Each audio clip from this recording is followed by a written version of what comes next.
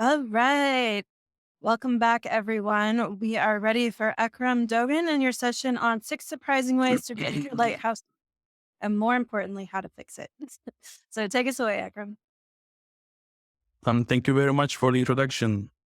Now we're going to discover how we can tank our Lighthouse Score in our Edge Delivery Services projects.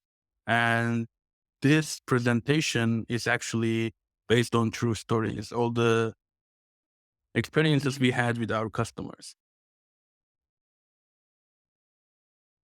So keeping a website high performance, it is actually continuous effort to keep a website high performance. It is not a single task. It is not a one shot thing that you can reach to 100 Lighthouse score and then be done with it. For every incremental changes, for everything that is added on top of our website, which is continuously growing every day, we have to keep our effort ongoing on the performance. So the question why have been answered in the previous sessions. So I will skip why should we keep high performance, our website high performance. I will dive into how we keep our website high performance. So Edge Delivery Services come with a couple of tools and best practices to make developers to keep their website high performance. So instead of going top down approach, we're going to go from bottom up, based on our previous experiences with our customers, how their Lighthouse score went down based on their changes and how we fixed them. We're going to examine each of them. And this is uh, the terminology I use. It says keeping instead of reaching, like I said. So we start with boilerplate, which is already at 100 Lighthouse score, and then we keep it at 100 for every incremental changes. For that, we have pull request check, like Marcus showed in the previous session. Every change should be done through pull requests, and AEM code sync bot continues to measure the Lighthouse score for each PR editions, right? And we how do we achieve high performance is by sticking to Edge Delivery Services best practices. There is a ton of document out there which says how to keep a website high performance, right? How to achieve high performance. But there is also millions of websites with low scores. So having documentation and everything, having knowledge, it doesn't solve the problem. What solves the problem is having the tooling and best practices available. Before jumping in the sticky ways of ruining Lighthouse score, we have to define a couple of items first. So web developers generally know about these terms, but I would like to go over one time. So first, contentful paint and largest contentful paint, for short, FCP and LTP. So in these 5 stages of a web page loading, FTP and LTP can be seen. FTP is the time when the blank web page turns into at least something on the page, right? The first thing appears on the web page is mark the FTP time. And LTP is when the largest element on the viewport is completely loaded and then rendered. The next item to define is TBT, total blocking time. Total blocking time is the amount of time the main thread of the browser is blocked by the tasks in the main thread. This is why is this bad? It's because the interactions of the users with the browser can be delayed by if a task blocks the main thread, right? And the next item to define is cumulative layout shift. Cumulative layout shift is caused by the element are changing positions on screens.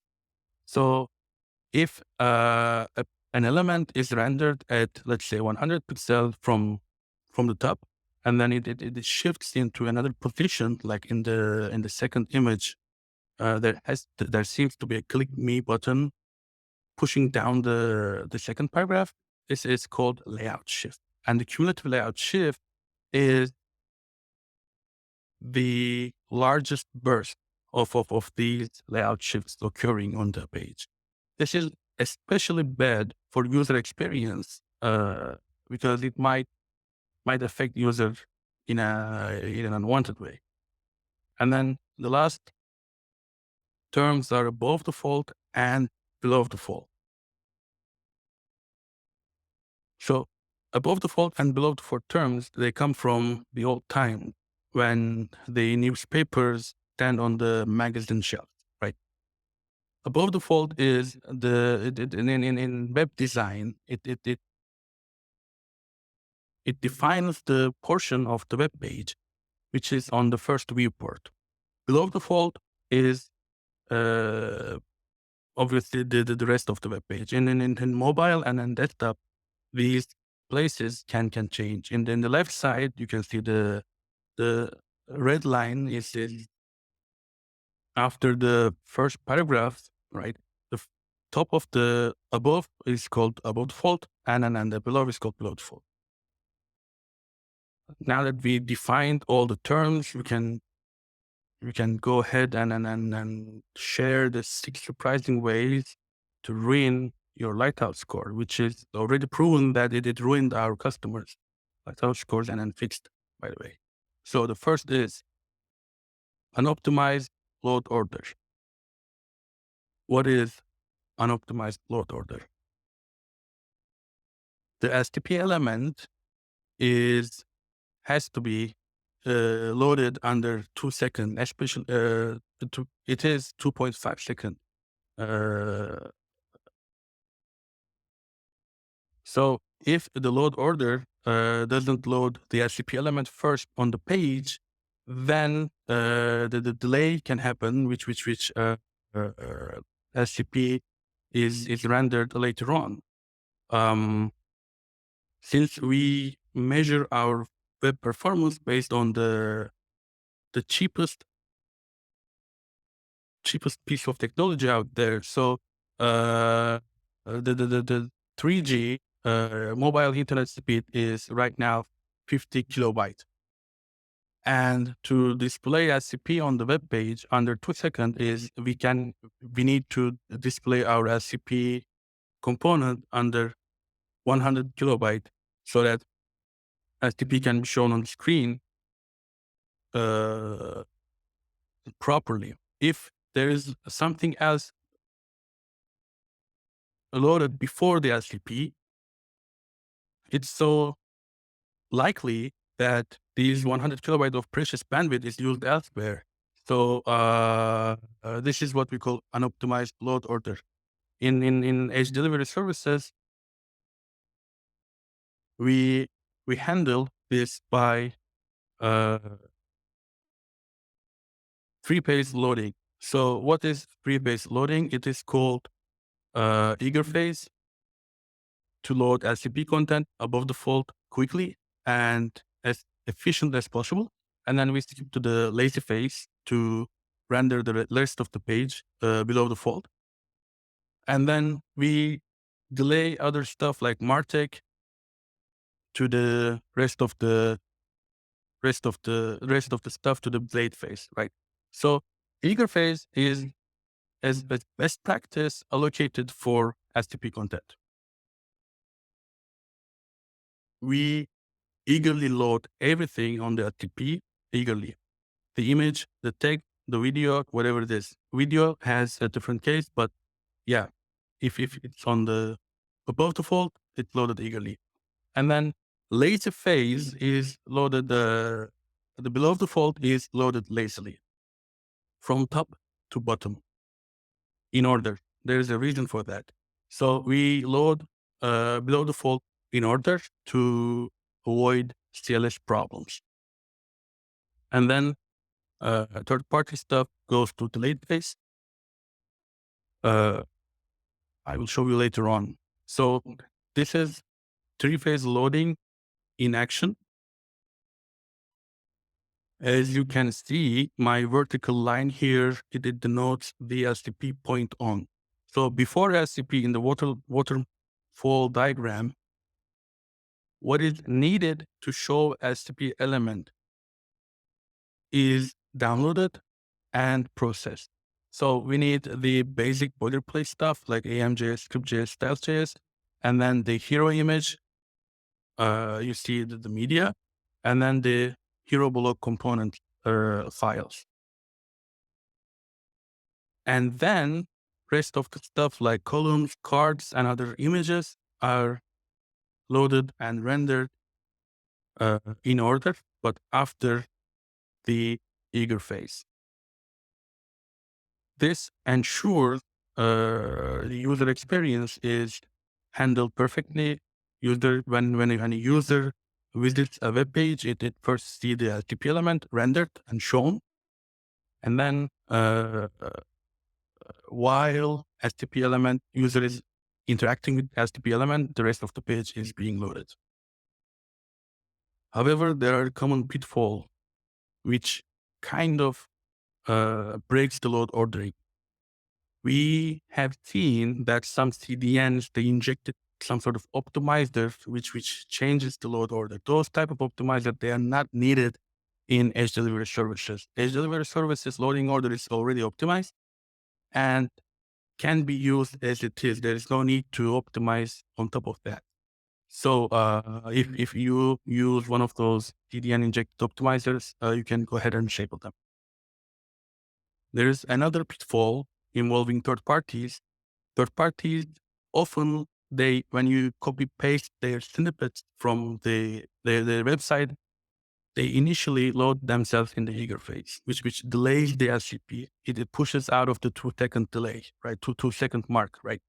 So when you have third parties injected, which I will mention later on, you shouldn't let them affect your page or load order.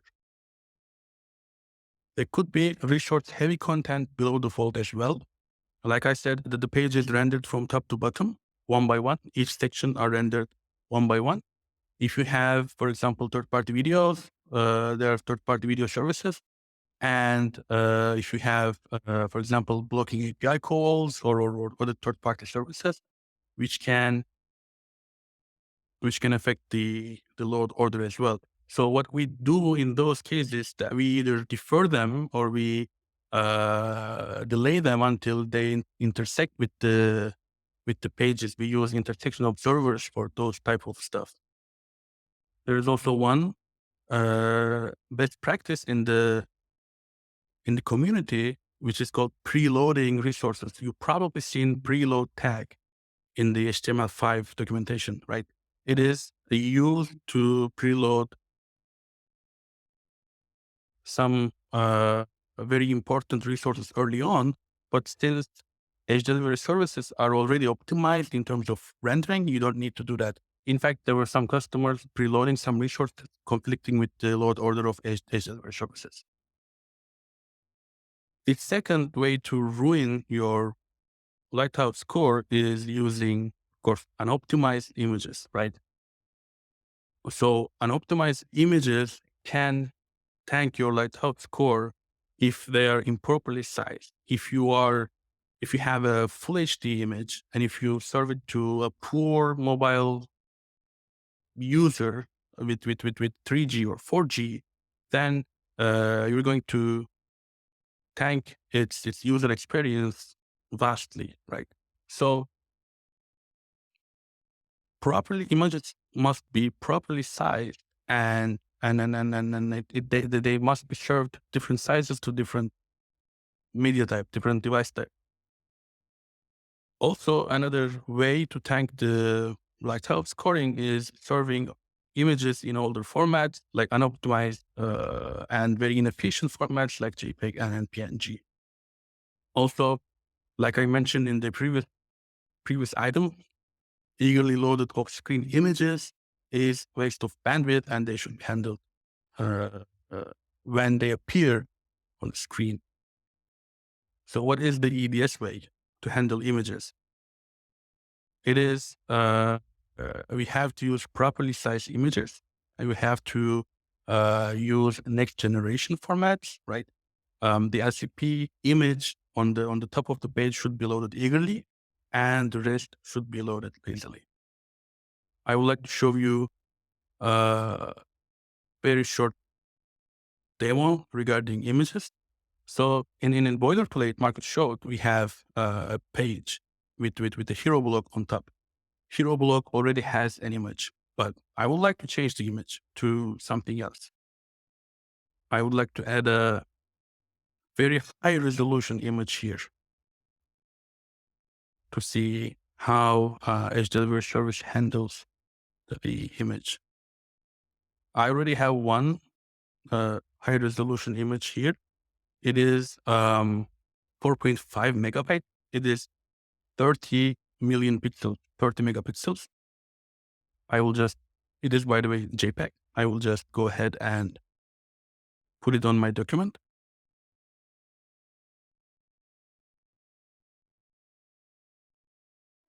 So this is the full high resolution image. Let me go ahead and preview it.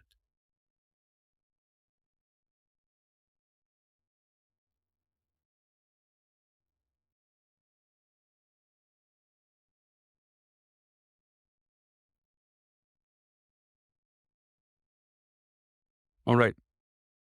I see the hero image changed. Let's see. In the network tab,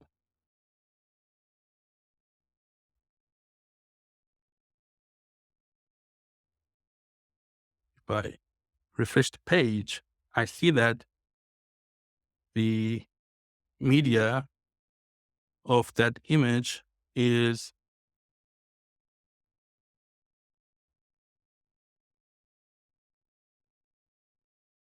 307 kilobytes, and it is converted to WebPly, WebP, the next generation image format for you, and it's shown in the web page. How cool it is! This is one of the no-brainers for web development, right? Images should be served in next generation formats, and then images should be resized accordingly. But it is not that trivial to implement this, and it's not that trivial to maintain this, especially when you have outer author which provides the images outside of the development cycle. It's kind of things get kind of things get out of hand in terms of web performance, and this is one of the things I call hidden gems of the HTML services. So again, if I go to mobile view and then refresh it, 307 is still too much for mobile. And as you can see, instead of 300, I see 40 kilobytes image downloaded for mobile sizes. And it is, as you can see, uh, there's a difference in terms of size between mobile and the desktop version. Why, if the user doesn't have the device to render full HD, why do we need to serve it, right? So there are common pitfalls regarding images. If there are multiple images above the fold, we must handle them carefully because they're not only this straightforward cases out there. For example, they're like background and overlay images. They're two different images. Sometimes we have image carousels in the hero blocks, especially if there is an autoplay on the carousel.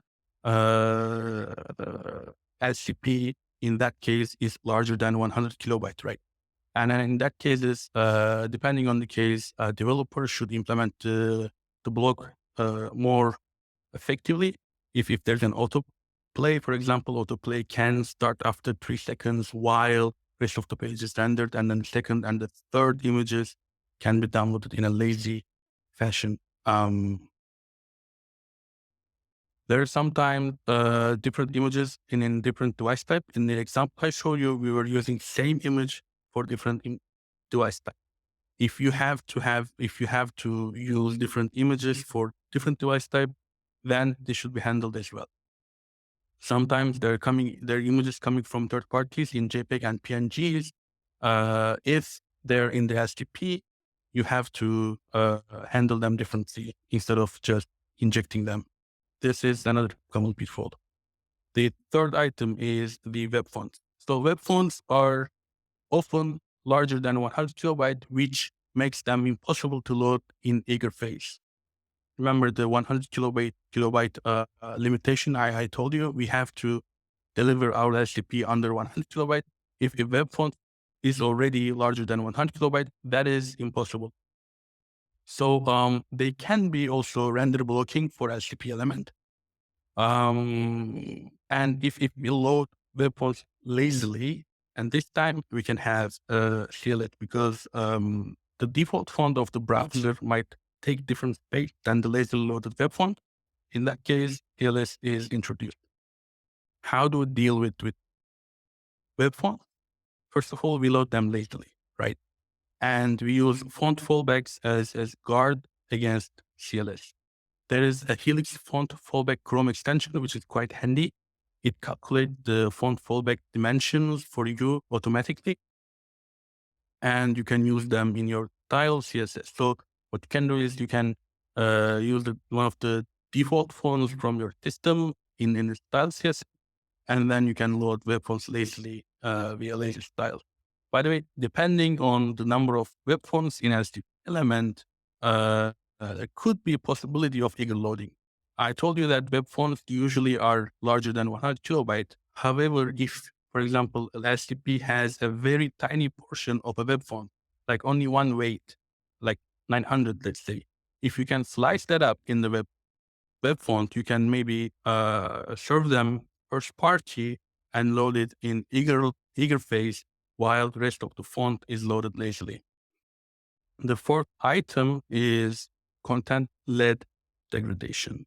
Content-led degradations are much harder to catch because not always the Lighthouse Score tanks because of technical reasons. Sometimes it tanks depending on the content on the web page.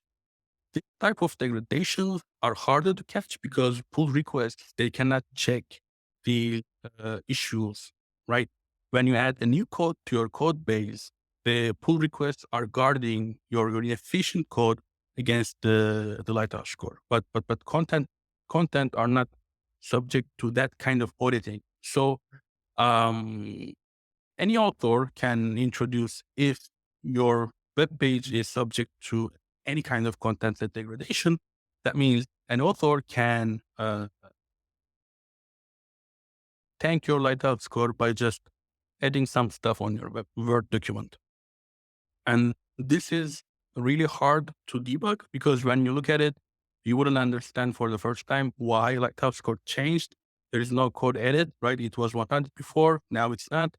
Nothing has changed. What is the reason? And it is really hard to debug because the same code was tested before.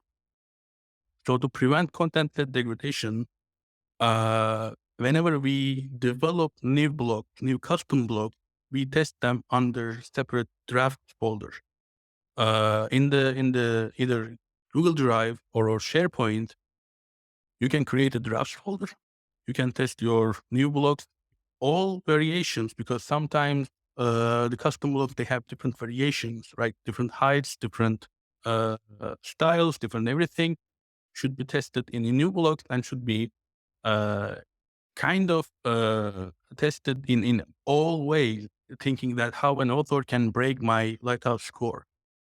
And there is also auto blocking. Uh, if if for example your web page is, for example, in this example, the hero block is auto blocked, right? Whenever the first item on the page is an image, and it is if heading one element follows that image, then it is auto blocked into a hero element. like this hero block. This is auto.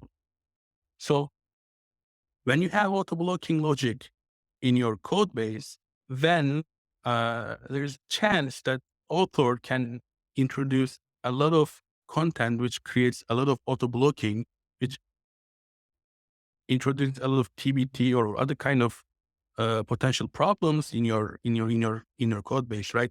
So you have to test the auto blocking logic you put in your code heavily. The fifth way of tanking to tank your Lighthouse score is Martech.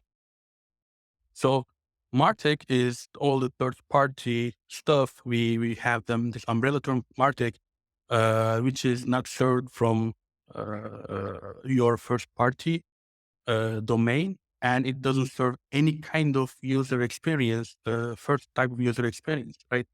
Analytics could be one of them. Advertisement could be one of them. Tag managers could be one of them. Uh, Maybe some kind of instrumentation could be one of them. The main problem with Martech, they introduced a lot of performance degrading issues. They block the page rendering. They often place them in the head element, right? They delay the rendering of main content. They can, if you don't handle them properly, they can increase your SDP score, which is not really good for the user experience, right? They can alter the use load sequence. They they want what they want is they kind of want their business logic to be handled as fast as possible. And to that, they can alter the loading sequence to load their resources instead of your web page resources, right? They consume the same bandwidth as your user. They run the script on the same main thread, which is also using the same computational resource, same CPU on your web page resources, and they also manipulate the DOM. Sometimes some third parties manipulate DOM heavily, which causes CLS and then reflow issues. So all of them combined affects the Lighthouse score, affects the user experience, and it is reflected in a Lighthouse score.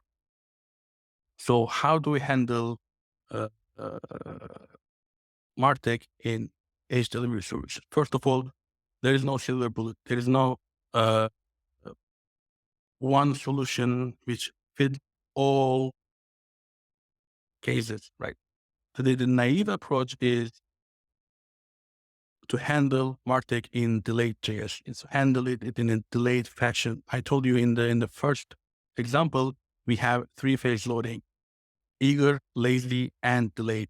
Martech can be handled in delayed after everything, the whole page is loaded. Everything related to user experience is done, loading and rendering. Then we can move on and load Martech stuff. Now, I know this is kind of hard to achieve this kind of load ordering in different type of technologies, but since we have this flow in Azure services, it's really easy to hook in a place the where the page is rendered, and then we do that for Martech, and we put them at the end of everything. We delay them. If you have uh, all piece of third parties like it could be app measurement from Adobe Analytics. It could be Google Analytics 3 from Google. You should migrate them to modern solutions, modern replacement. For example, Adobe Analytics can be integrated via Web SDK. It's quite performant. You can even load them in a lazy phase instead of delaying them if you want to catch all the analytics early on. And then there is another jam coming from HTML services, which is called RAM, Real User Monitoring. This is developed in-house by HTML services. It is privacy first, performance first tracking tool. It out of the box measures core web vitals and basic interaction, like click on the page and then submit, form submits, right? It is sampled. It doesn't send every single interaction. It samples the data, and it can be integrated to Adobe Analytics or customer journey, CJA from Adobe Experience Platform. I will quickly show how RAM is collecting data. Since it's sampled, I cannot hit the RAM all the time, right? To This is to debug RAM. I can see all the data collected by RAM by maybe just clicking on something and interacting with the page. This is one of the thing is this is core web vital. There's click data interaction collected by RAM and then sent to backend to have to analyze it later on, right? It can be integrated with Adobe Analytics, and there is already a reference implementation in the weekend, one of the weekend projects. You can add the reference implementation in the Discord channel. Like I said, there is no straightforward solution for all MarTech stacks as is. So when you are moving to edge delivery services, you can you have to analyze your MarTech stack, and you have to figure out which is being used or not, and then you can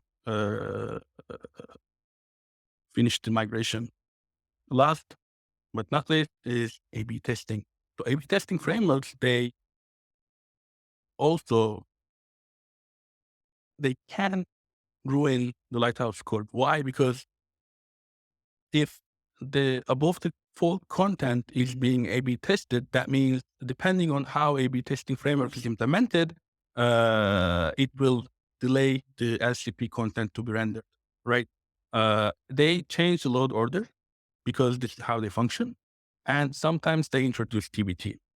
Sometimes they block the main thread. And the way we do A/B testing in Edge Delivery Services is through a lightweight plugin called Edge Delivery Experimentation. It is available on GitHub. You can check it out. It is an entry-level client-side experimentation engine. Uh, like you author pages, you can author different variants, right? On authors can easily use this plugin through SharePoint. They can author different variants in different Word files, and then changing the Word document, they can do the experimentation as they want. So I know there have been different demos, so I'm not going to dive into experimentation. Again, you can contact anyone from Discord channel, and they will tell you how to go forward with edge delivery experimentation. So, all in all, to keep your web page at 100, we have to stick to edge delivery service best practices. All of them are documented under am.live, right? We have to continuously monitor our web page performances through PR checks or through being mindful of what we provide to our authors. Like I said, content can change the Lighthouse Score, and we should be mindful about what we provide to our authors. And last but not least, if you have any type of question, how do I do this? Why is my web page isn't performing as I wanted? Can you can shoot us a message in our Discord channel. We are happy to see what is wrong with your page performance. Thank you very much. All right. Thank you so much, Ekram. That was great. I really appreciate you taking the time. And it doesn't look like we have any unanswered questions right now, but people can drop them in Discord or the contextual thread for this on Experience League if they have them. So thank you.